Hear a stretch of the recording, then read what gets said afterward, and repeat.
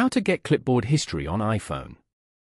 To get started, first of all go ahead and open up the Notes application on your phone. Once you're here, you can view all your notes on this page. Select the note that you want to get the clipboard history on. Press and hold on the text. A menu will appear and tap on Select All option. From the menu that appears again, tap on Copy. Here, again, press and hold to see the Paste option within the menu. Tap on it, and you'll see that the most recently copied text is pasted as it is.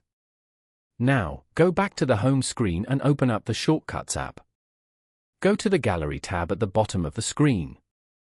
In the search bar, type Clipboard to find all related shortcuts.